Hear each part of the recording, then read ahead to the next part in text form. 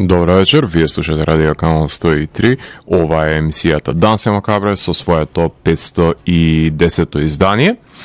Во рамките на Дансе Макабре, барем еднаш во отприлика 10 епизоди, си земам за право да концепирам едно издание на емисијата кое ќе биде посветено строго на родоначалникот на незиниот наслов, кој што од една страна е повлечен од одличната студија на Стивен Кинг за пишувањето на неговата хорор белетристика, меѓутоа од друга страна води корен од Старото момче, односно од стрип јунакот кој што свири на флейта, милува да се облече во кошови панталони за да разрешува необјасниви случаи со оглед на тоа што е детектив на ноќни мори, со помош на неговото 6,5 сетило, како што веќе многу добро сте запознаени. До сега имам рецензирано 30 епизоди од новиот почеток, односно од препородувањето на култниот серијал на Бонели, кој што екзистира веќе 30 години, а за оваа епизода ќе ви говорам за неколку клучни промени кои што се случија во серијалот, именно настанатата промена на цртачот на насловната страна, потоа враќањето на неговиот изумител, односно неговиот татко, како и неколку други невообичаени навраќања од спомените од животот на Дилан Дог. А за ова издание на Дансе Макабре ќе ви говорам од 151-то до 160-тиот број на Весели четврток, односно во рамките на оваа емисија се водиме по нумерологијата која што ни нуди Весели четврток, заради тоа што под број 1 мојот италијански е близок до непостоечки и од друга страна не ги покриваме италијанските броеви кои што се претходно издадени со оглед на тоа што веќе технички би биле околу 360 во рамките на оваа нумерологија, меѓутоа во рамките на изданијата на Дансе Макабре посветени на Дилан Дог, мислам дека најдобар ориентир ни се конзистентните изданија кои што ги имаат Весели четврток и кои што ни се достапни и на нас, односно се достапни кај нас во Бункер. А во рамките на музиката која што ќе имате можност да ја слушате за оваа емисија, за потребите на оваа емисија строго се држам до пародичниот рок-н-рол, односно наидов на една своевидна концептуализација на метал бендови кои што пародизираат одредени жанрови и правци како што ќе може да слушнете, односно слободно се употребуваат со хумореската, односно со комедијата во нивните изливи, како што можете тоа да го забележите во рамките на композициите кои што слушнавме, кои гласеа New Metal, I Love New Metal и Horse on Instagram. А за курвите на Инстаграм пеа The Violent Incident, односно станува збор за еден бенд кој што се категоризира како наследниците на популарниот музички жанр од 90-тите и 2000-тите, односно New Metal, така што бендот предводен од Tiny DC, Man, Bin Man, Adidas Hall, Monkey Bird и General Jerkov, односно тоа се нивните алијаси и наликуваат на нешто пошто се синоними пред се за начинот на кој што се облекува и однесува музичарите кои твореа во рамките на New Metal во 90-тите и пред се 2000-тите, со тоа што ова е веќе еден метанаратив, еден концепт. Надвор од сето тоа, со оглед на тоа што можете да слушнете рифови препознатливи и се веќе синоними за New Metal, меѓутоа хумореската со која што се поигрува конкретно е посочена на проблематика која што се одвива, односно карактеристика која што е препознатлива за денешницата и начинот на кој што ние денес живееме, меѓутоа од друга страна и посветеноста кон New Metal бранот ја изразуваат и на музичко ниво со оглед на тоа што првите две композиции беа љубовни поеми посветени конкретно на жанрот кој што ги има направено тоа што се, а во продолжение уште еден феномен ќе слушнеме кој The Violent Incident го обработуваат, односно Triggered. Тоа е композиција со поднаслов The Snowflake Anthem, односно посветена на сите тие кои што многу брзо се фрустрираат и се навредени од која и да е констатација во денешницата, што е погодна причина The Violent Incident да си го кажат своето и на оваа тематика. А Дан се макабре емисија во која 13 сезони се зборува за уметност, во борба против лицемерието, зависта и користолюбието, и тука уметниците се вистински херои, а не политичарите, и секој издание е една мала победа против шундот и апатијата. Целта на емисијата е да го доближи квалитетниот стрип до секој слушател и да воспостави диалог помеѓу уметноста и реалноста. Вечер имаме закажано полноќен танц со смртта по 510 пат. Јас сум Златко Ѓелевски, а ви останете со трансмисијата на Канал 103 до крајот на светот. Вие слушате радио Канал 103, ова е емисијата Дан се макабре, 510-то издание, посветено на старото момче, односно на Дилан Дог. Конкретно со мене ги довлечкав 10-те физички изданија, кои што ќе бидат предмет на рецензирање во рамките на ова емисија, односно нумеролошки од 151 до 160 број издадени на Весели четврток, а првото издание е Вила Ремингтон, односно 151 број со текст на Паола Барбато и цртеж на Серджо Джераси. Станува збор за 360 број во регуларната италијанска серија, насловен како Ремингтон Хаус, издаден 5.9.2019 година, значи изданијата за кои што ќе ви говорам денес се во периодизација од 2019 до 2020, втора половина 19 и почеток на 2020, завршувајќи некаде со почетокот и на ковид пандемијата. А Вила Ремингтон подсетува на детективските денови на Дилан Дог, кој што печалел занаед во Скотленд Јард во комбинација со хорор поджанрот на Haunted House, односно проколнатите куќи, кај што се одвива конкретно во една вила, еден семеен масакар од страна на Изеја Ремингтон, а сведоци сме на предпоследната насловна страна која што ја работи Анџела Стано на Дилан Дог како бега од оваа кобна вила издигната на Ридот. Се евоцира пред се поранешниот случај кој го води Дилан Дог како детектив, на место тоа кое што денес во вилата се вршат тури, односно се представуваат посетители на убиствата на семејството кои што се извршени со секира, со нож, со труење, со тоа што Дилан е најмено девојка која што сака да се вработи таму, ама бара сочни детали со кои што би се збогатило нејзиното познавање на злобното минато, со тоа што Дилан Дог кога оди во куќата има флешбек, работен со лавириран туш за убиствата со искривени ликови на перспективата, има ама легион на зли духови ги запоседнуваат раководителите, денешните конкретно раководители на куќата, и тие се исполбиваат немале се оригиналната фамилија Ремингтон по која што гласи нели вилата. А во прашање се полтергайст демони, односно со приказ на издолжени лица, таа на прикршена фокализација, односно неварес гледаме низ више леќи, со тоа што се извршува едно убиство со секира во грло, еден продор на глава во глава, имаме буквално излегува од устата еден демон, кој што се истакнува од запоседнатите тела, така што во рамките на епизодата Дилан Дог се повредува својата нога и има покрај него во љубопитните посетители на куќата еден дечко со мајца на Нирвана, така што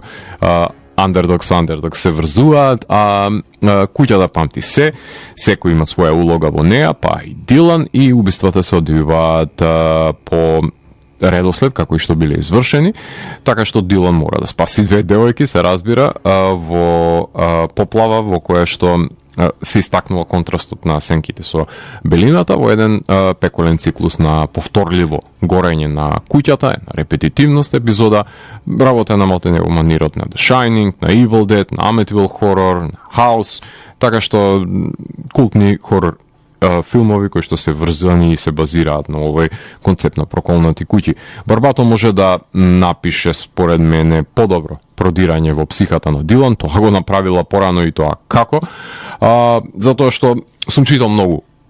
подлабоки епизоди од неа, но тука докаже дека е способна да искова епизода која што наликува на почетоците на серијалот, златната серија имено, иако проколнатите куќи стануваат многу ефтино хорор клише, ама тука создава надприроден убиец од страна на куќата, која ги држи заложниците во неа, иако се одвива на една локација, нели? Сепак епизодата е тензична и динамична, без разлика на оваа лимитирачка одредница. Убава селекција има хорор клишеа во епизодата, натрупани во една вила се сите ужаси, која што е вивната во пламен, нели, додека хероите бегаат со фамозната буба на Дилан. Во поглед на цртежот имаме поголем број на детали кои што се збогатува со злобната атмосфера и Дилан е прилично истенчен, посебно во искривената перспектива и представа и со белило во неговата коса, односно оживотворене цртежот со постојана колизија на црнилото со белилото на самите ликови. Сценариото мислам дека е најслабиот аспект на епизодата, со тоа што на нему му дадов 8, цртежот 9 и хорор елементите се 9, ова се трите критериуми врз основа кои што ги бодирам и неминовно е да има 9 од 10 оваа епизода која што на кристални нот, на стаклени нот се држи таа деветка според мене, меѓутоа фигурира сепак прецизниот начин на реализирање на епизодата, без разлика тоа дали мене ми се допаѓа или не. 152-та епизода, Матер Долороса, текст на Роберто Рекиони, цртеж на Джиджи Каванаго. 361 издание, Матер Долороса гласи во Италија, издадена на 3.10.2019 година. Дилан во оваа епизода потенцирано е дека има двајца татковци, едниот е Ксабарас и другиот е Дилан стариот и две мајки, односно едната е Моргана и другата е Матер Морби, односно мајката на сите болести. Издание кое што е дел од фамозната трилогија Мајки и татковци во боја, а во Италија е објавен во 2016 година, ако не се лажам, за 30 годишнината на изданијата на Дилан Дог. Тука го имате и негативецот Ghost, односно тоа е новиот негативец, имате и фамозната Галија, која што овој пат не ја склопува Дилан, туку се возат на неа, со помош на неа, и секако култниот лик на Моргана, како и Дилан од детството, со оглед на тоа што тој патува со Галијата. Ова е последната имено насловна страна на Стано, кој што е ангажиран за овај потфат, а на негово место доаѓа Златното момче од 1982 година, која што не е родено, а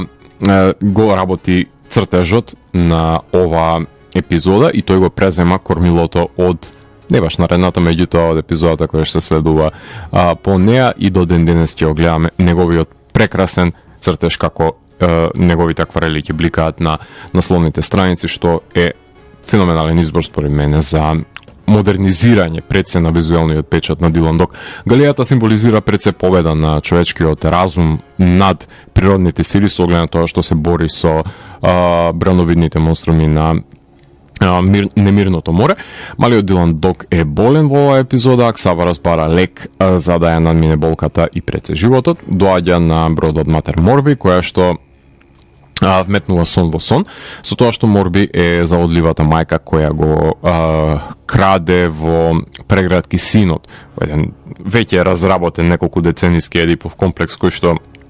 се врзува за Дилан Дог и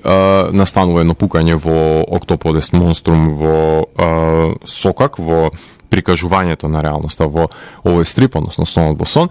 Прекрасен син цртеж има на Галијата во ноќта и сексуалните сцени со Морби се во црвени нијанси, односно секоја сцена има различна засебна боја која што доминира за најразлична емоционална состојба на која што се цели се достигне во сцената која што се обработува. Дилан Дог има панични напади дека смртта се доближува, што го иницира таговниот пред се монолог, додека се бори на самите улици покрај октоподите пука и во зомбија, така што Дилан смета дека е болен во реалноста која што е прикажана надвор од патувањето со бродот во овој паралелен тек, а болен човек само сака да биде здрав. Потоа оди во Moonlight пределот, што е еден култен назив од серијалот, каде што се сретнува со Ghost, кој прави реконструкција на пределот, уште една символика за тоа како новиот негативец, односно антагонист се продира, односно се обидува да го реобмисли постоечкиот свет. Тој му потенцира на Дилан дека Гручо му помогнал на Ghost и дека е негов доушник, а дека Moonlight е центар на мултиверзуми и дека тој има контрола врз животот на Дилан Дог. Ова се силни изјави кои што може да бидат проблематични во иднина, меѓутоа Рекиони, кој што моментално е раководителот со издаваштвото на Дилан Дог, очигледно знае што прави, заради тоа што се радикални потфати кои што ги наметна во серијалот, и многу ме интересира како другите сценаристи на засебните изданија ќе го движат овој тек на ликовите и нивните сплетки кои што ги воспостави со доаѓањето на новиот негативец Гост. Дилан Дог скока во вода и тоне во еден детски сон за владеењето на хаосот, односно тоа е болеста која што ја наметнува самата Морби, помотувајќи го неговиот мозок, а палубата од незиниот брод е изградена со сидра на агонија на живи битија. Значи, тоа е едно прекрасно пеколно издание, кое што е грозоморно само штом го погледнете исцртано на овие страници. Двете мајки се тепаат за киндапираниот син, едната е прегрижлива и себично сака да го заштити од злобните жени, а другата да го направи силен маж, односно да го изложи на светот, да го моделира по нејзина желба. Детето Дилан Дог, кој што уште неш потенцирам се фрла во вода и одлучува да ја прифати болката и да дозволи низ него да помине пред се болката на другите, завршувајќи во болница во реалноста, а прележувајќи грозница на самата Галија, додека Ксабар ќе попатно ќе измисли зомбија, нели? Тоа е воопшто е предложка на првата епизода некојаш која е напишана за Дилан Дог. Прекрасни се премините помеѓу реалноста и Галијата, посебно во обидот за паралелизирање на болката кај Дилан Дог. Колизија настанува помеѓу различните погледи на светот кои го растргнуваат болниот Дилан Дог, кој само сака да закрепне. Искористени се култните Моргана, Ксабарас, Гост, Мунлайт, за да се допре до Едиповиот пред се комплекс на Дилан, за да ја согледаме семејната заедница од која потекнува, која иако е непотребно комплицирано тука, важно е за согледување на една нова димензија кај Дилан и затоа е нужно да се нурне во оваа морена болка. Вибрантен цртеж содржи епизодата, племенит колорит, вистинско плакнење на очите се кадрите низ цела страница кај што Дилан потонува во подводните пространства, црвенилото на сексуалните ескапади, како и борбата на Галијата со брановидните монструми, како и еклектичното напластување на двата универзуми низ нив, на кои со задоволство им се навраќам само да ги гледам засебно како врвни уметнички дела. Ако Кавенаго ги црта насловните со посветеноста на цртежот од епизодата, тогаш Дилан Дог ќе помине и ќе го добие пред се долго очекуваниот чекор напред кон иднината на издаваштвото. Така што цртежот е чиста десетка за мене, текстот е 9, хорор елементите сметам дека се помалку, меѓутоа и ова е 9 од 10 издание, со тоа што ова е многу силна деветка за разлика од Вилата Ремингдон. 153-тото издание, после дуге тишина, е неговиот наслов. Текстот го пишува Тициано Склави, таткото на серијалот, а цртежот е на Джампиеро Казертано, уште еден ветеран,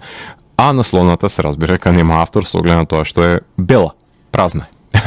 362 е редовниот број, односно редовното издание во Италија. Дополнинго Силенцио е италијанскиот наслов, издаден 31.10.2019 во Србија. Нема вовен страница, односно и таа е оставена бела, со оглед на тоа што сите изданија на Дилан имаат од 24-ток, ова нема, затоа што Склави се враќа во серијалот, кој што самиот го има создадено, и не може да немате очекување кога неговото име ќе се каже во контекст на Дилан, но да видиме дали е пред се дорасна на новите времиња и текови, или ќе биде старецот кој што ќе кажува дека во негово време се било подобро. Лифт за пакао, мислам дека беше последната негова епизода во серијалот, со оглед на тоа што по неа се менува и цртачот на насловната страница, односно соодветно е тоа што ова е бела и представува еден своевиден премин помеѓу тоа што Стано го прави и тоа Кавенаго што ќе го прави подоцна. Забележуваме самотен човек кој што се враќа во домот, си тура виски, се пијанчи дека не е добил унапредување, говорејќи со сопругата која ја нема во фотелјата, што би се рекло дека говори со дух во дневната. Дилан Дог е заедно со краткокосата Кристал, која е убедена, која што го убедува дека само едно вино да испие Дилан,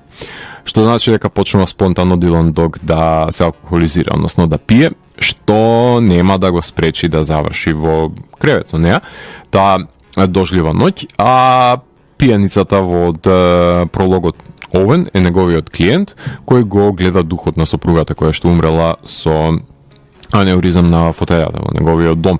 Додека излезен Дилан со неговата девојка на пица, нарачува пиво, само една чашка, тоа значи дека средиштето на епизодата се прикажани последиците на трите пива,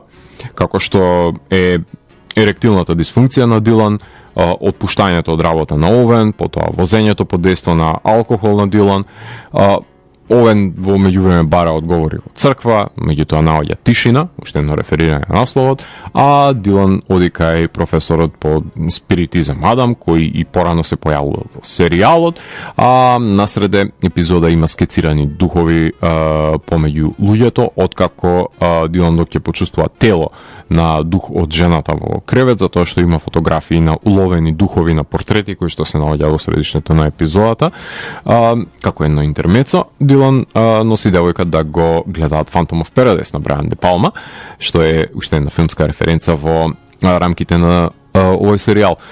Професорот на Дилан му покажува фотоманипулација на спиритистичката фотографија со двојна експозиција, а Дилан ја повикува и Мадам Трелковски, која овој пат доаѓа засилена со екипата од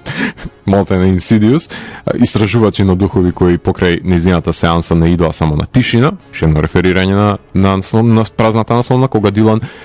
се пијанчи со Овен, му се појавува духот на жената на Овен, која од уста пушта лилјаци кои го гриза Дилан, односно ова е традиционална халуцинација, еден фамозен делириум тременс, кој е разбудување на Дилан да оди на рехабилитација, односно во група на анонимни алкохоличари, со помош на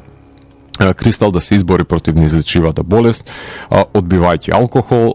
На клупа го сретнува пијаницата Овен, кој има диагноза за цироза на джигер и нема лечење за него, па затоа говори со сопругата о празната фотелја. Се враќаме на првичната сцена, дека и тој набрзо ќе умре под таа да му проговори. После долга тишина ќе можам да го слушнам твојот глас. Користени се вертикални квадрати за да се долови пред се црквата, има само една хорор халуцинација, ама Казартано има јасни линии, вибрантен цртеж, користејќи друг стил на цртеж, која се вметнати фотографиите со духови, и има еден поглед низ клучалка со искривена перцепција, а ако барате меланхолија, тогаш ќе ја најдете во страниците без текст, кај што се струполуваат пијаните ликови, или пак фамозната клупа, или под дрвото, кај што ги вее листовите, синоним за самиот стрип серијал и воопшто Данс е макабре. Епизодата во која што Склави подсетува на последиците од погрешните одлуки кои ги прави Дилан кога ќе се напие чашка алкохол, затоа што е слаб карактер и лесно му се отвора дизната, и одедна пораснуваат во шишиња рум кој ги набавува, па за таков тип на луѓе не смее Кристал да им понуди чашка вино и тој не смее да ја прифати затоа што не може да се контролира очигледно. Никогаш не е една чашка опрашање која немотивирано ја прифаќа, а од други случаи одбивал девојки кога ќе му понуделе алкохол, очигледно не сваќам зашто тука прифати, ама ајде. Кристал има очигледно некакви убедувачки моќи, кои што само Склави ги знае. Скоро и да нема хорор елементи во неа, што е слабост според мене во епизодата, но има една голема тага која се крие под алкохолизмот, односно непрежалена мртва сопруга која молчи пред очајниот сопруг кој тажи за неа од секоја чашка алкохол, трагајќи канал со кој што ќе може да успостави контакт, односно постепено самоубивајќи се. Нема потреба од пренатрупување со текст, затоа што Склави докаже дека се доловува меланхолијата и со сцени без говор, кај што ликот е пијан и не може да стои на нозе. Гручно не се бие толку многу со шегата, тука е загрижен за Дилан, што одговара нели на сериозниот тон на епизодата, која на соодветен начин ги прикажува последиците на алкохолизмот, и кај Дилан докика и натажениот и несреќен вдовец, чиста десетка е текстот, цртежот е деветка. За жал, хорор елементите се 6, постоечки се скоро 8 од 10 е мојата оценка на оваа епизода. 154-та е Изгубljene ствари. Паоло Барбато уште нејзин текст, а цртежот е на Джовани Фрегиери. Насловната е првата насловна која што е работа Джиджи Кавенаго. 363 број во Италија, Ко се пердуте. 28.11.2019 издаден во Србија. Во воведот се компензира за приказната на за празната страница пред се и приказната претходниот број, со оглед на тоа што претходното издание на Склави се линкува со повлекувањето и провлекувањето на духовите ни страниците како символ на присуство, односно отсуство во епизодите. Во новата епизода се реферира пространството Кросгейт, кое ми делува како некој интердимензионален пресек, кај што Дилан како мал е пратен да живее, подалеку од допирот на мрачната половина на Дилан постариот, односно Ксабарас, која беше премиса во двобројот за Ксабарас и во име на таткото. Паралела се впрегнува и во епизодата на Дно, кај што нели ви говорев претходното издание на Дансе Макабре, каде се копа во минатото и се гледа во еден бунар кој што е потсетник на закопаните немили сеќавања, односно трауми Барбато. Овој пат ќе копа во минатото на Дилан Дог, како што знае и умее, започнувајќи со кошмар кој го има Дилан за човек, кој неприкажан убиец кој што му е шие устата. Таков човек Карпентер и ранија наоѓаат мртов, што значи дека Дилан сонува убиеници од реалноста. Не е тоа единствената жртва, затоа што една господја е убиена со телевизор во када, а друг старец е обесен за радиатор и повлечен од количка. Во меѓувреме Дилан добива подарок панделка, која треба да го асоцира на детството, мотивирано со пронајдената фотографија кај што е Дилан Дог со мече со панделка. Добива писмо која што е од некоја со иницијал Б и наслушнува глас кој доаѓа од одвод, можеби од подсвеста, кој што говори за пријател кој го заборавил, како од некој друг живот да навира ова сеќавање. Блок го имаме во оваа епизода, односно детективот Блок, кој што е загрижен за кошмарите на Дилан, за глоболката и халуцинацијата. Дилан сонува кошмар каде дете со очиња копчиња го надлетува, оди кај неколку психијатри, додека Блок и ранije соработуваат меѓу себе за да му помогнат, затоа што жртвата нели е познаник колега полицаец на Блок, кој бил повлечен и насилно убиен од некој што му е близок, најверојатно. Дилан под хипноза, гледаме квадрати кои што излегуваат во надворешни рамки, се присетува како бил мало дете во селска куќа со баба и дедо каде што живеел, кај што имал плишано мече и имагинарен пријател Налит. Читајте од назад, тоа е Дилан, кој го гледал во огледало и во бунар, направен од мрак, односно убиецот има уште една жртва кој што е врсан по туш и му се пуштени шкорпии во него. Дилан оди кај бунарот во село за самиот епилог, таму пресретнат е од глава во бунар, односно едно джиновско мече кое што го дави. Тој паѓа во бунарот затоа што таму немало само измислен пријател, туку девојка која ја фрлила злоупотребувачкиот татко во бунарот, прикажано во флешбек кој што е преосветлен, без контури, кај што Джијало убиката елаборира дека Дилан помешал реалност и имагинација, таа прераснува во Нели Брајс, односно психијатарката која се одмаздува на сите кои што знаеле дека татко и ја злоупотребувал и ништо не направиле, односно тоа се полицаец, соседката, така што Дилан си има клаустрофобија во бунарот. Тоа многу добро би го предпоставиле, спасен од страна на Карпентер и мотивиран од измислениот пријател. Има некоја наклоност која Карпентер не ја признава за Дилан и го советува да смени професијата затоа што е обкружен од мртовци. И Дилан конечно ќе заспие без кошмари, а убиката е задавена од едно джиновско мече и повлечена од имагинарниот пријател во реката. Погледна цртежот Фрегери ги користи препознатливите карирани позадини, кај што наместо сенки прави пресек на хоризонтални и вертикални црти, но исто така често користи 2:3, односно наместо 3:2 квадрати, односно вертикали кои дури излегуваат надвор од истородната поставеност со различни димензии под хипноза. Квадрати губат надворешни рамки, односно флешбек за убийка имаме со многу малку контури кој што е преосветлен за разлика од црнилата која што доминираат во бунарот. Така што и цртежот е прилично соодветен. Премногу текст има ова епизода, непотребен број на психијатри има во неа која не може да се излече од клишето на обелоденување на убиецот во епилогот. жртва на својата формулаичност, ама одлично джијало со бројни убиства кои не се крволочно прикажани, ама е одлично навраќањето на мистериите од таа златна серија. Барбато продира во потиснатото детство на Дилан, му задава глоболки и кошмари, односно умее Барбато да избалансира убиствен поход со навраќање во детството на Дилан, со истрага на полицајци, а врска нема што да прави со шегите на Гручо, како и секојаш, така што тука има функција да најде фотографија од малиот Дилан, а Барбато не заборава да го подизмачи Дилан, ако Дилан беше по перфиден во епизодата на Склави, тука е централен рик и не е периферен, кој се истражува себе се и своите кошмари. Имено Барбато продре во необработеното минато на Дилан, кај неговата баба и дето, за тој потфат мора да биде пофалена. Како да читам буквално уште една епизода од славните денови на Склави, меѓутоа работена во денешницата. Кавенаго е феноменален избор за насловните страници, уште тука се докажува азам на трешноста. Со нови воведни цртежи е додаден Гручо на задната страница, а првата насловна е мрачна со истакнување на духот на детето покрај Гручо и Дилан, револуција во серијалот со неговите акварели кои што во иднина ќе биде предизвикана. Свој стил има, кој се двои од Стано и е правиот човек за револуцијата на серијалот, и овој број има 9 од 10 од моја страна. И уште за овој говорен блог ќе посветиме внимание на 155-тото издание, односно Дивје године. Текст на Барбара Баралди, авторката на Погрешна рука, и цртеж на Никола Мари, 364 во Италија, Глијани Селваджи,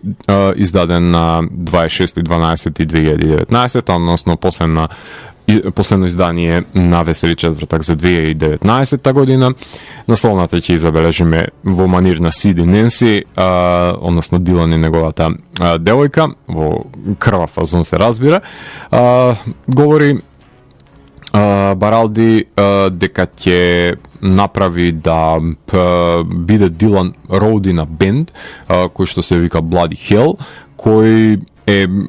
преведен Громи Пакао во Србија, епизода за популарноста и славата на Залез, односно искористување на блиските за доаѓање до славата по секоја цена, по примерот на Епстин. Се прави паралела со металската епизода Семе лудила и Барбара се разбира од музика и како и нормално е дека ќе го засади Дилан во оваа сцена, иако од секогаш ја поддржувал пред се музичката со култура овој лик. Девојката Илаја со мајца Sisters of Mercy купува плоча од продавница која што исто така именувана Sisters, оди дома и сече вени со скршената плоча која што гласи The Killing Machine, која дознаваме дека е дело пријателот на Дилан, кој никогаш не е спомнат до сега, Винсент, лидер на бенд на кој што Дилан бил првиот роуди. А во меѓувреме имаме флешбек со лавириран туш, дознаваме дека Винсент изгубил фамилија и имот поради навлекувањето на дрога, ама се лечи во клиниката на, погодете кој, Ghost. Има сексуална сцена во која што девојка се пали на плочата, што му одгризува пирс на незиниот љубовник. Дилан бил заменен со професионален менеджер кој што сакал да ги направи популарни надвор од андерграунд кружоците и малите клубчиња кај што се тепале со публиката, да добијат мејнстрим популарност. Имаме судрен поглед на бендот, кој што го има со Тони, односно тоа е член кој што сака слави и пари, а Дилан смета дека славата го јаде достоинството, затоа што за рок-н-рол треба да си чист и искрен. Поради тој конфликт на интереси тој е исфрлен од бендот, затоа што не свири бендот за да изнесе фрустрации од себе и не свири пред се за себе. Наспротив, флешбекот во кој што го гледаме убиецот, кој што е DJ Војвода, кој што боде групи. Машината на Винсент се му зела, го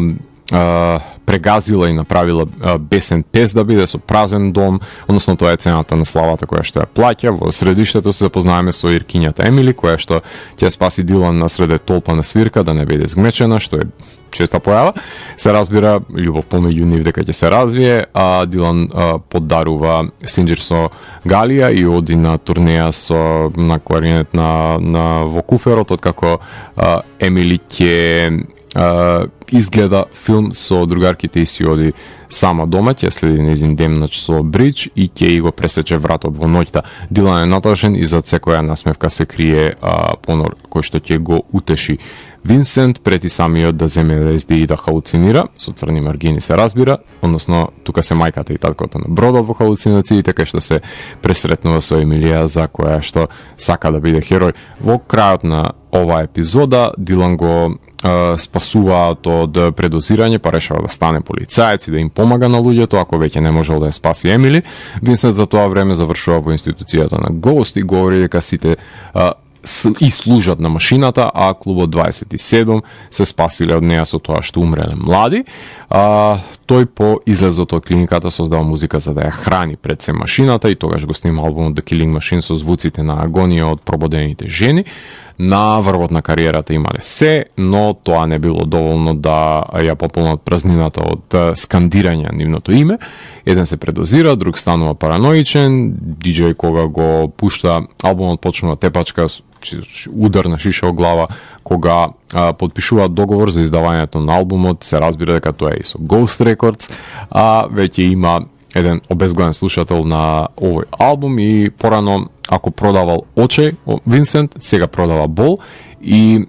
бил жртва, а сега е крвник, односно девојка со кратка коса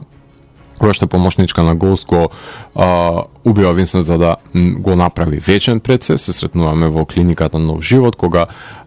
Дилан се лечел од алкохолизам од Скотланд Јард и кој што стекнал во тој период дека работел за нив и соопштува дека ќе отвори детективска канцеларија, односно тоа е зачетокот за поривот за станување на детектив. Тука тура вискиот гробот на Винсент, додека менаџерката наоѓа нови жртви кои што ја свират Night Train на Guns N' Roses, веќе им слава, која не ја одбиваат, се разбира. Од љубомора Винсент ја има убиено иркињата која што ја сакал Дилан. Во поглед на цртажот, Мариот секогаш сум го мразел како цртаж, затоа што све црта вампиресто, испиено, дури и Дилан е во тој фазон нацртан и во оваа епизода е ептен погоден, затоа што треба да направи Дилан да изгледа како рокер, користи лавириран туш во флешбекот и црни маргини насреде LSD халуцинацијата. Употребена е музиката на Motley Crue, Lou Reed, Joy Division, Guns N' Roses, Sisters of Mercy, значи Барбара и тоа како се разбира од музика,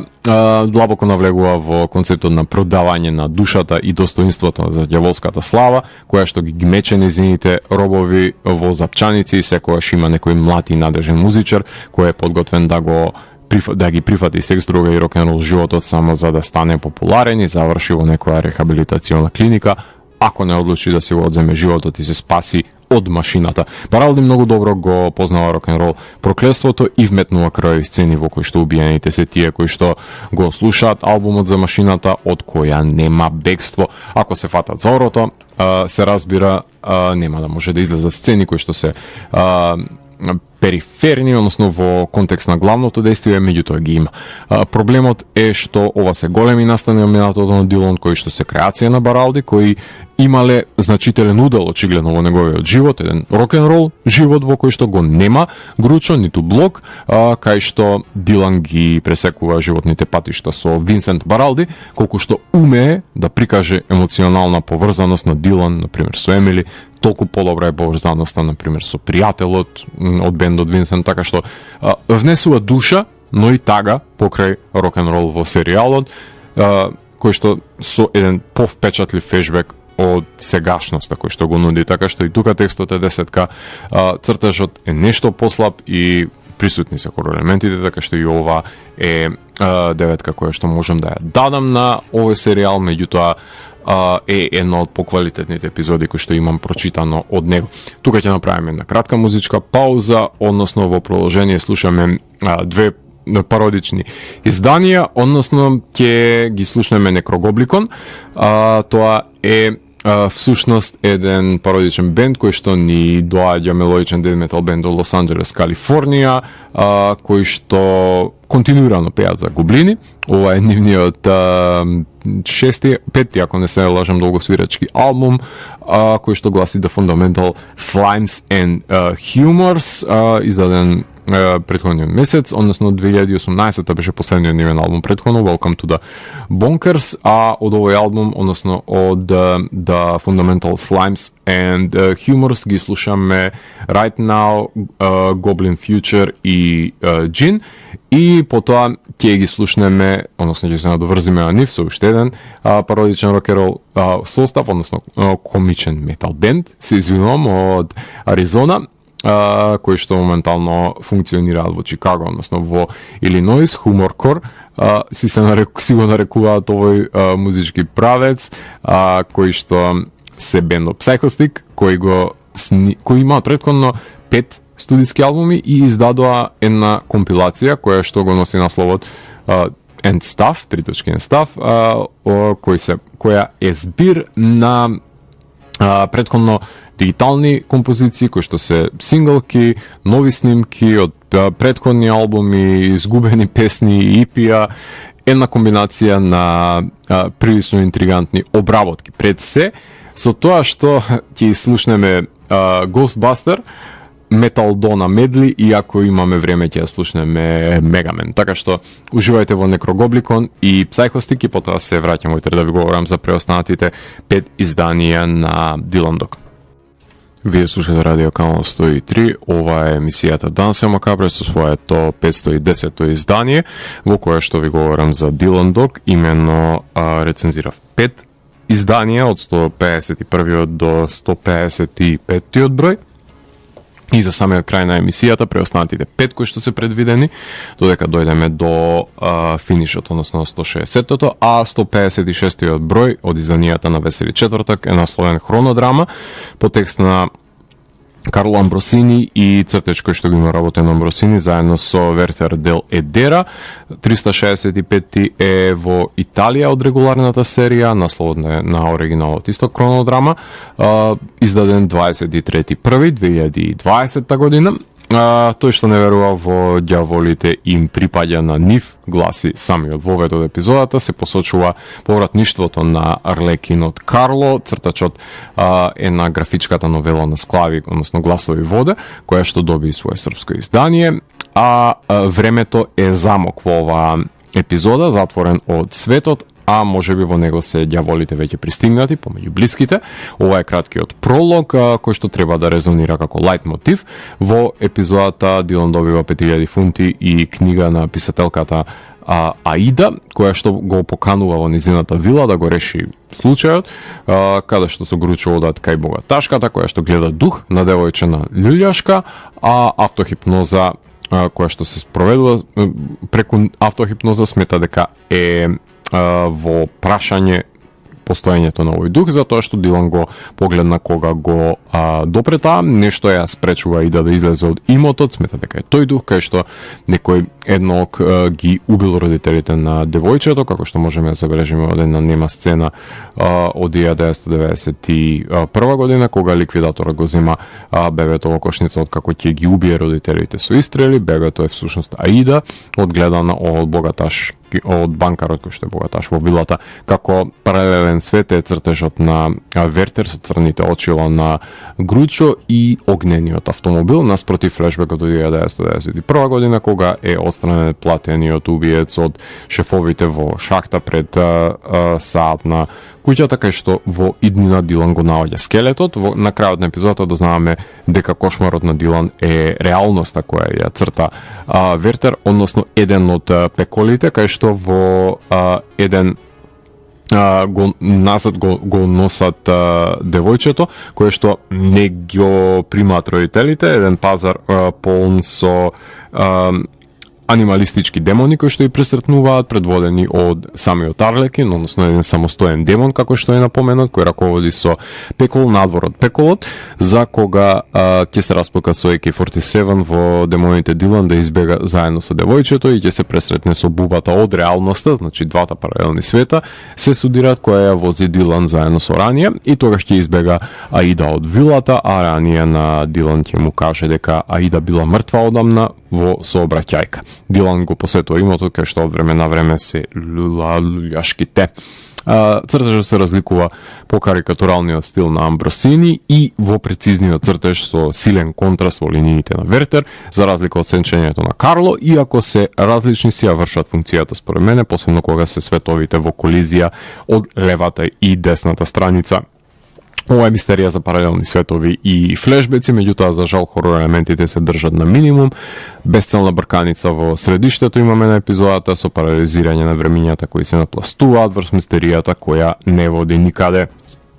Конкретно и Дилан не би го водела и би се решила со едно излевање на вистината на крај за постоењето на пеколот, иако сите му робуваат на конструктор на времето во кој ништо не е ни важно. Филмска референца од насловната страница е воочлива, како и вообичаено нема удел во внатрешноста со поигрувањето со временскиот чинител, иако е ветувачка пред се насловната. Карло го комплицира пишувањето со паралелизираните постојања кои што не водат кон некое заемно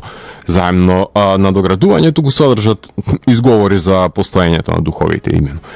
Нема тука детективско делување на Дилан, ниту продирање во неговиот карактер, па затоа ме држеше инертен како читател, посебно во прекумерниот пекол, неав инволвираност во разрешницата, едноставно ми беше сеедно што ќе се случи со ликовите кои како да беа извадени од некои дамнешни епизоди, фрлени во некој просторно временски лабиринт без некое си длабинско човечко сознание. Искрен да бидам, текстот иако е 8, цртежот 7, хорор елементи 6, така што 7 од 10 е на подпросечна епизода која што не знам баш дали вреди да ја прочитате.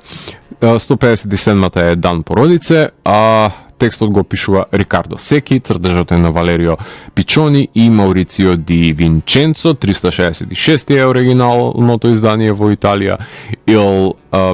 Giorno della Familia, 20 февруари 2020 година, издаден впечатлива е насловната на Кавенаго, кај што прикажани се Сарджент Пепер, односно тоа е омотот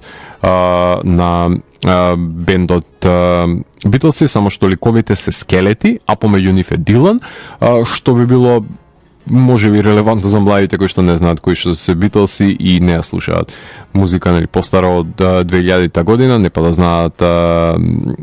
кој е овој Sgt. Pepper and the Lonely Hearts Club Band албум, ниту пак имаат почен за аналогното 4-канално снимање, за да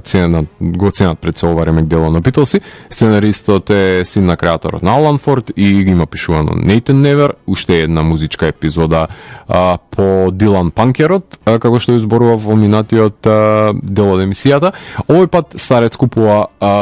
вила Монтегю за $10 милиони, која што се наоѓа во цивилизацијата. Односно господја Трелковски е клиенткиња во епизодата, која што на секоја чија што сеанса се појавува непоканата девојка која што излегува од устата на Трелковски и блика зрак од неа. Дилан на телефонот крие дека таа е почината. Паралелно четворица дечки го слушаат Sgt. Pepper и набавуваат LSD и Гручо му се луди континуирано на Дилан за бесплатениот случај. Дознаваме дека мртвата е Петра, која загинала паѓајќи покрај пруга, слизнувајќи се. Незиниот дух го гледа Дилан, духот незин како лета, дознавајќи дека во градче има 12 лешеви кои што се украдени. Паралелно действие кое што се одвива за облечените четворица крадци со ликови на Битлси кои што крадат лешеви за таткото Менсон од култот на убици, кој што ги предводи, кој што ги мотивира за овој потфат, си лапаат LSD и редат лешеви како да се на омотот на Sgt. Pepper. Меѓутоа нема хотел за Дилан да се смести во овој град, додека паралелно се одвива ова крадење на лешеви на крајот на епизодата. Духот на Петра го води до куќата кај што овие четворица Битлси чуваат лешеви, ги начекуваат со полицајци, решен е случајот, ама еден фали со 3 леша, најверојатно, кои што се уште не може да ги откријат каде се наоѓаат. Дилан за жал во оваа епизода не завршува со девојката, ама затоа непотребно бакнува благодарен дух на Петра, па оди Дилан кај старецов вила во самиот пролог, кој што ја збирал фамилијата која ја мразел, за да умре до неа, затоа што фамилијата фанатично ја сакал, како и поданиците кои што нели ги откупуваат гробовите. Фамилијата тука посочувам на култот, од кој што еден од нив е ќелавиот аутистичен син Чезаре, на старецот кој што е составен дел од овие ограбувачи на гробови, се бори со Дилан и завршува наденен на копач. Срцето го стегнува старецот и Дилан го носи во неговото почивалиште. За Дилан фамилија представуваат блиските пријатели, а не крвта, например, на татко му. И за секташот па со фамилијата сака да дознае кој е, и тоа е поврзаноста која што има наспроти убедувањето на Дилан. Тој сака да се спознае благодарение на членовите на неговата фамилија и затоа ги избира. Тоа е таа мотивација. Цртежот има лавелиран туш во купувањето на вилата пред 2 години, наспроти класичен пристап на скицираниот цртеж за Трелковски и лавелираните спомени, нели? Повторна двојба имаме на цртачи, нема некоја позначителна естетска побуда за двајцата цртачи да ги има на ова дело, освен да се заврши побрзо, нели, цртањето на бројот. Сега, Чарлс Менсон и неговото инволвирање во Хелтер Скелтер и убиствата на секташи ми се крајно неинспиративни, иако впечатлива е абсурдната идеја за збирање на култен омот со помош на лешеви, и имаме чекорење на Еби Роуд со носење на откопани лешеви, но целта на Хелтер Скелтер не е елаборирана до крај, барем не на побудите на секташите кои што се дел од таа фамилијата, во наводници сватете го, односно има минорни хорор елементи и непотребно ангажирање на двајца цртачи според мене. Од детективските потвати на Дилан, вклучено едно Google пребарување и следење на дух, така што не дека е кој знае колку возбудлива и комплицирана потрагата на паралелното действие. Па затоа не беа доволни секташите за да побуди уживање во читањето, барем некај мене. Сум љубител на музиката на Битлси, ама освен нивната иконографија нема никаква врска со епизодата, исто како и Трелковски, се средства само за да се дојде до јасната и зацртана цел. Некаде натежнува, а експликациите и меандрираат, неповрзаните диалози, посебно кај мештаните. Уште една епизода која што ме остави инертен за низиното целокупно действие, и таа има 7 од 10 и вие не препорачлива, па дури и на љубителите на Битлси не верувам дека ќе најдат некое поголемо уживање во оваа епизода, прилично ме остави разочаран. 158-та епизода е успаванка за последна ноќ, односно текстот е на Барбара Баралди, цртежот е на уште еден повратник во серијалот, тоа е Корало Рој, 367 издание во Италија, La Niña Nana Дело Ултима Ноте, 19.3.2020 година. Период кој што претпоставам дека многу добро ви е познат, периодот кога престана да постои светот.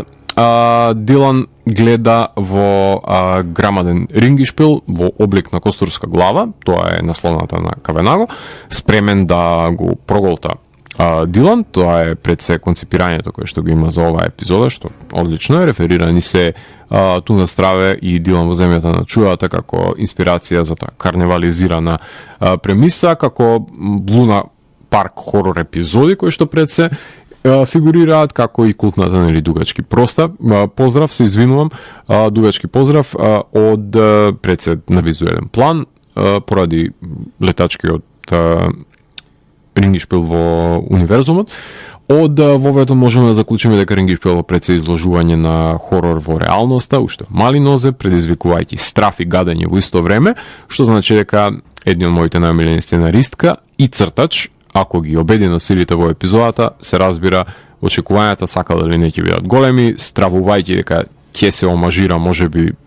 Склавиевата смрт во оваа епизода, односно фигуративната смрт која што е препознатлива како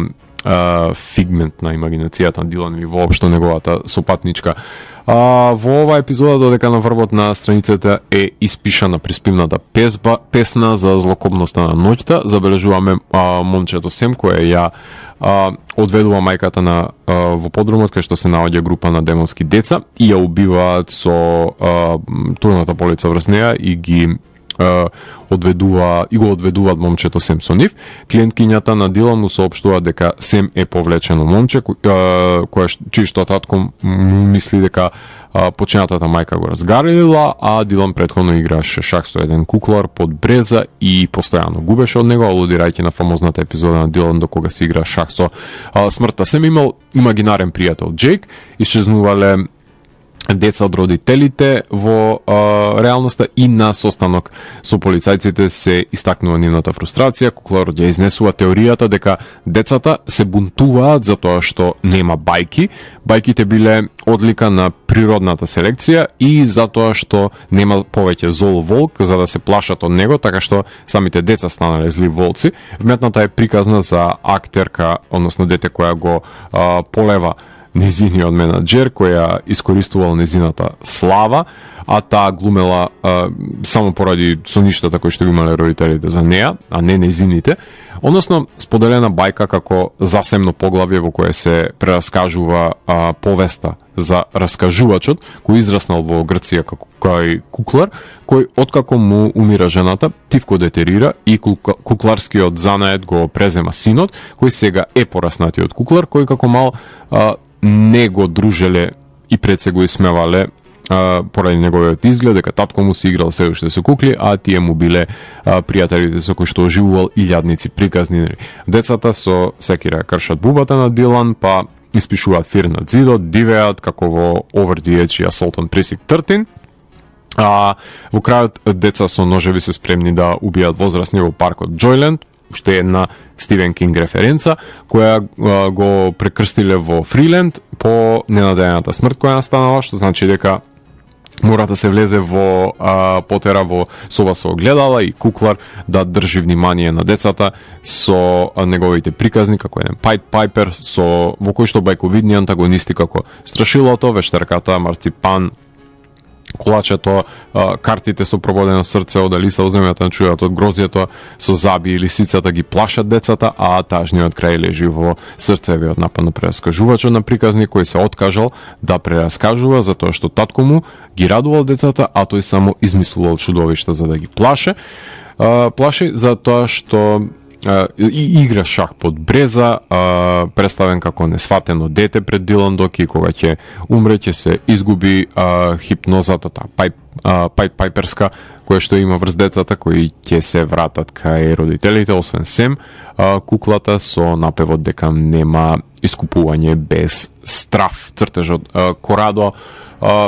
има препознатив мрачен атмосферичен цртеж, посебно кога треба да се прикажат морничавите деца и кукли, веш вметнувач на морници во коски со препознатлив цртеж кој го нагризува мрачнината, ама има стари навики со белите позадини и старите досадни план-контраплан во диалозите со ретро флешбек за приказната за раскажувачот меѓутоа со вешто поигрување со прикази во собата со огледала. Гручо е отсутен, освен во досајачките пораки за клиенткињата, така што нема многу негови невкусни шеги и Паула и Барбара свесно го редуцираат неговото дејствие во епизодите, најчесто затоа што не знаат што да прават со него, но го употребува со помош на пораки на мобилен за да кокблокне Дилан непосредно пред бакнежа во епизода и подаде пиштол иако е на одмор, а детето Маркус и педагогот Домитила и тоа како се добро изградени ликови во епизода. Не може нејзина епизода без музика, тоа знаете, така што ова епизода имаме Garbage со I'm Only Happy When It Rains. Многу одлики од Дилан Доко златната серија ќе бидат воочени во епизодата, од морничавите Стивен Кинговски демонски деца на Корадо до флешбек бајката како посебно поглавје, потоа од пеаната песна во ноќта на Лик Дансе Макабре, односно Тотен танц со Стивен Кинговски референции од прекрасно цртани морничави деца, односно Дилан е фрлен да се бори со бајковидни привиденија, со моќна порака која гласи пред се за потребата од прераскажување на приказни за да се одржи во живот човештвото. Се додека има кој да ужива во нив, затоа што тие треба да ни го држат стравот, буквално. Мечтањето и создавањето уметност се своеволни пориви кои не смее општеството да дозволиме да ни ги скроти,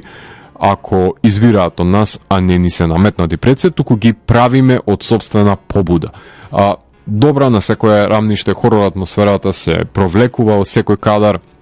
Тоа е моќта која што мистичноста ја содржи цртачот самиот Корадоро и ја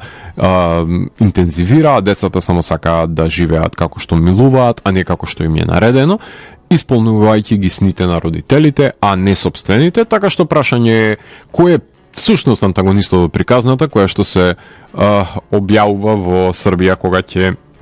започнат протоколите на ковид пандемијата. Убав е цитатот на шо за децата кои го продолжуваат пламенот на родителите, ама овие деца ги согоруваат до пепел.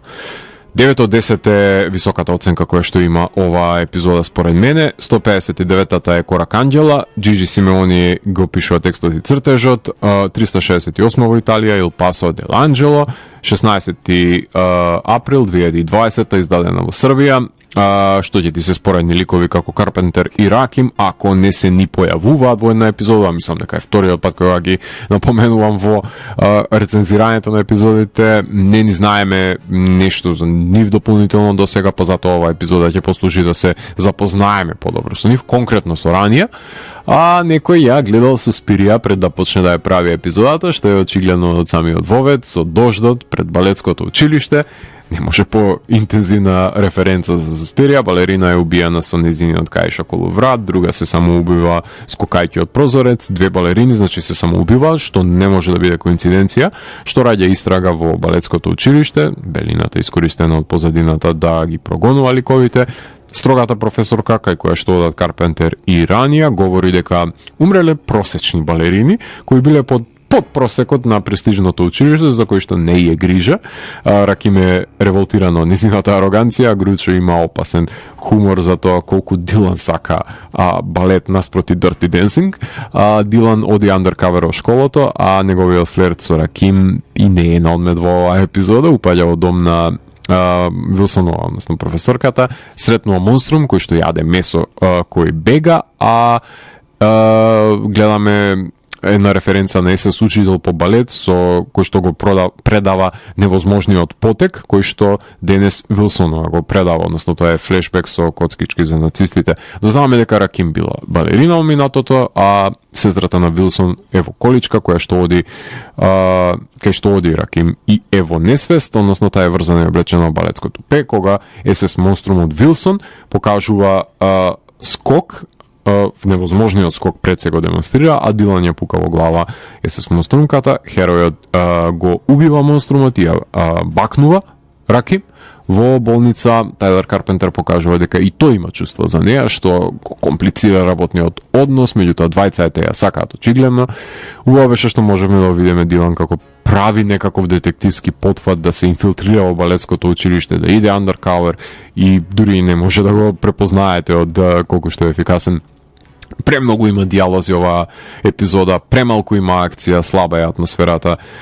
за епизоди која би била напишана, например, пред 20 години во тие глорифицирачки славни денови. На Склавија денес е недорасната за компарирање со еден Black Swan, например, или една Суспирија, заради тоа што е бледа копија на неа, избледена копија, се извинам. Убаво што Симеони се напнал црта и да пишува, има убави убиства,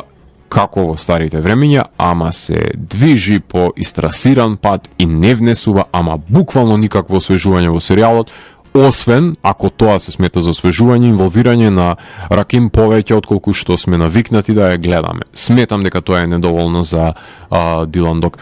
7 од 10 и оваа епизода е непрепорачлива, освен за љубителите на Суспирија, кои што нема да погледнат да прочитат подобра епизода од колку што е снимен филмот. 160-та епизода, последната за која што ќе говорам денес, е графички хорор роман. Текстот е на Ратигер, а цртежот е на Паоло Бечилиери и Монтанари и Грасини. Монтанари и Грасини. 369 график хорор новел, англиската преференца на насловот, 14 мај 2020 издадена во Србија. Новитет во серијалот е тоа што се пцуе во него. Во претходниот број, например, имаше женски лик кој што опцуна правата страница, Дилан се уште не пцуе, меѓутоа во воведот се поставува прашањето дали графичката новела се нарекува или стрип издание се нарекува ова нова форма во која што се издава самиот стрип серијал и дилемите за неговото именување. Најпознат британски стрип артист Вулрич се затвора во тоалет, не може да се сети кој е, но гледа дека е облеан со крв. Прогонете и постепено му се враќа памтењето со испишување на сеќавањата на зидот, најмувајќи го Дилан да открие